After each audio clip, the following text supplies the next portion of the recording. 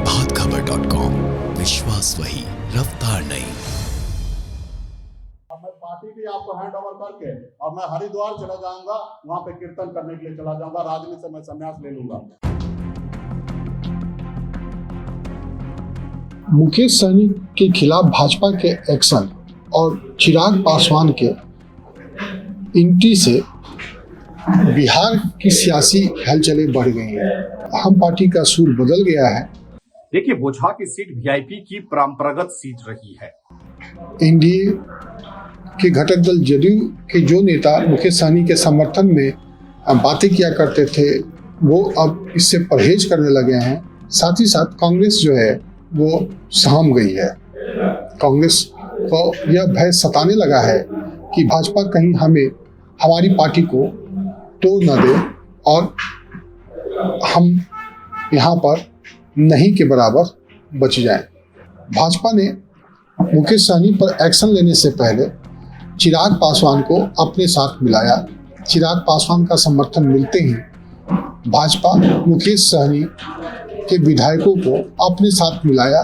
इसके बाद जीतन राम मांझी का समर्थन प्राप्त कर मुकेश सहनी को मंत्री पद से हटवाया। जब जीतन राम मांझी और चिराग का समर्थन पार्टी को मतलब भाजपा को मिल गया, तब उसने मुकेश सहनी को एनडीए से बाहर कर दिया। इस पूरे प्रकरण पर आज मुकेश सहनी का भी बयान आया। मुकेश सहनी ने कहा कि भाजपा मुझे 2025 में मुख्यमंत्री बनाने की बात कर रखी थी। आज वो हमारी मांग मान लें, मतलब मछुआरों को आरक्षण दे दे, तो मैं अपनी पार्टी का भाजपा में विलय कर हरिद्वार संन्यास लेकर चला जाऊंगा। आप हमारी पार्टी में विलय कर लीजिए, 2025 में आपको बिहार का मुख्यमंत्री बनाएंगे, ये सब ऊपर दे रहे थे। मैंने हंसते हंसते उसको एक ही जवाब दिया कि आप हमारा जो उद्देश्य ये पार्टी बना है, उस उद्देश्य को पूरा कर दीजिए, आरक्षण दे दीजिए, तो निश्चित तौर पर आप जो बोलेंगे वो मैं करूंगा। तो मैं आज भी कहता हूं कि जो उद्देश्य से मेरा ये पार्टी बना है, वो आरक्षण आप केंद्र सरकार से लागू हो सकता है। जब बंगाल में आरक्षण है, दिल्ली में आरक्षण है, तो केंद्र सरकार से आरक्षण लागू हो सकता है। आप आरक्षण लागू कर दीजिए और मैं पार्टी भी आपको हैंड ओवर करके और मैं हरिद्वार चला जाऊंगा, वहां पे कीर्तन करने के लिए चला जाऊंगा, राजनीति से मैं संन्यास ले लूंगा। लेकिन इससे पहले मांझी ने कहा कि सहनी जिस तरह से बयानबाजी कर रहे थे, यूपी चुनाव में उनका जो रवैया था वह पूरी तरह से गलत था। एनडीए के साथ होते हुए भी वे एनडीए के खिलाफ काम कर रहे थे।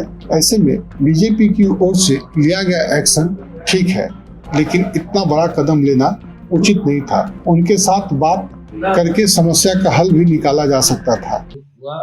वो कोई जन संवैधानिक नहीं है, उचित हुआ, लेकिन ये जरूर है, एक साथी के नाते हमको ऐसा लगता है कि एक तो गलती ये कर ही गए, ऐसा नहीं करना चाहिए था, लेकिन भाजपा को भी इतना हार्ड एक्शन नहीं लेना चाहिए। बीजेपी द्वारा दिए जा रहे बयान मुकेश सहनी न घर के रहे न घाट के, और मांझी ने कहा कि कभी कभी लोग गच्चा खा जाते हैं, लेकिन इसके लिए यह कहना उचित नहीं है। कभी गच्चा लोग खा जाता है, लेकिन इसका ये मतलब नहीं है कि घर के नहीं रहे घाट के रहे, वो भी समाज का लीडरशिप कर रहे हैं। इधर वीआईपी के संस्थापक मुकेश सहनी ने पत्रकारों से बात करते हुए मंगलवार को कहा कि हम किसी के अनुकंपा पर मंत्री या एमएलसी नहीं बने हैं, इसलिए एमएलसी पद से हम इस्तीफा नहीं देंगे। मेरी ताकत था, इसलिए हमें एनडीए में रखा गया। उन्होंने कहा हमारी पार्टी से समझौता कर एनडीए ने बिहार में निषाद का वोट लिया था और सत्ता में आए, लेकिन आज मुझे ही राउंड बनाने पर तुले हैं। जब हम गठबंधन में शामिल हो रहे थे, उस वक्त मुझे आश्वासन दिया गया था उस बकाया को भाजपा पूरा करे और अगले 6 साल के लिए एमएलसी पद के लिए मुझे रिन्यू करे। अगर ऐसा नहीं होगा तो चुनाव में इसका बदला हमारा समाज भाजपा से लेगा। मेरा 6 साल का बात था और मेरा भारतीय जनता पार्टी के टॉप लीडर ने कहा कि मुझ पे भरोसा कीजिए, मैं आने वाले समय में आपको रिन्यूअल करेंगे। आगे भी हम उम्मीद करते हैं कि जो मेरा बकाया है वो हमको दे। केंद्र में हमारे या राज्य में 15 आदमी को आयोग में एडजस्टमेंट करने की बात हुआ, वो भी मैं आज भी मांग करता हूं कि जो आपने वादा किया वो पूरा करें, और नहीं वादा पूरा करेंगे तो फिर आगे देखा जाएगा। सहनी ने कहा भाजपा बड़ी पार्टी है, लेकिन मेरी पार्टी का विलय कराकर मुझे बदनाम करने का प्रयास किया। हमारी कोई डील नहीं हुई थी कि वीआईपी का विलय भाजपा में होगा, लेकिन मुझे जरूर आश्वासन मिला था कि सांसद और 2025 में मुख्यमंत्री वो हमें बनाएगी।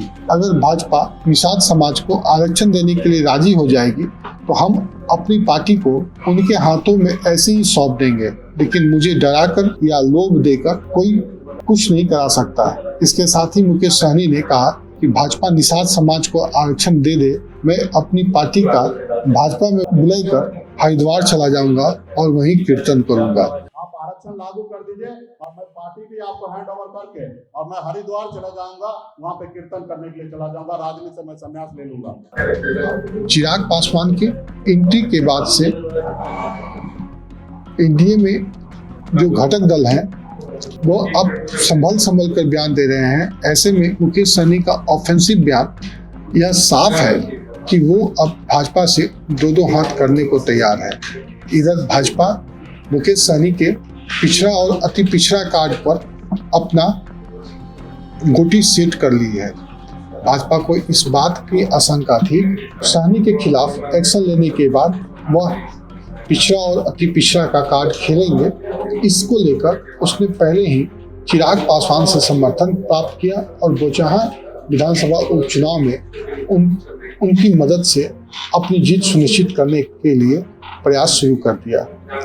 बता दें कि बिहार में सबसे ज्यादा पिछड़ा और अति पिछड़ा जाति का 21% वोट है, जिस पर जदयू, राजद और हम तीनों का एकाधिकार है।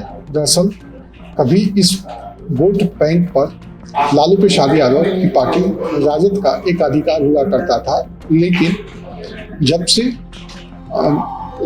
लालू प्रसाद यादव सक्रिय राजनीति से दूर हटे और उनकी पार्टी बिहार में सत्ता से हटी, तब से इसमें सिंहमारी बढ़ती गई और अब जदयू हम का इस पे सिंहमारी हुआ और वोटों का बिखराव हो गया।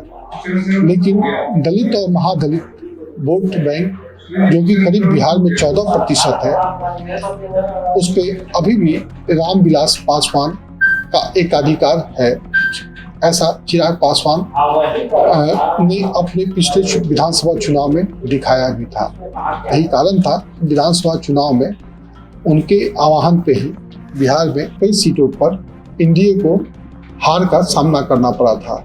लेकिन अब एनडीए चिराग पासवान को अपने साथ मिलाकर वो अपने वोट बैंक को मजबूत करना चाहती है।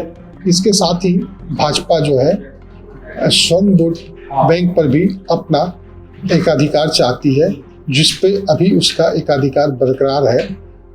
या फिर कहें कि सबसे ज़्यादा वोट बैंक स्वर्णों का जो है भाजपा के साथ है, जो कभी कांग्रेस के साथ हुआ करता था। बनिया जिसके करीब 7% वोट है बिहार में, वह भाजपा के परंपरागत वोट है।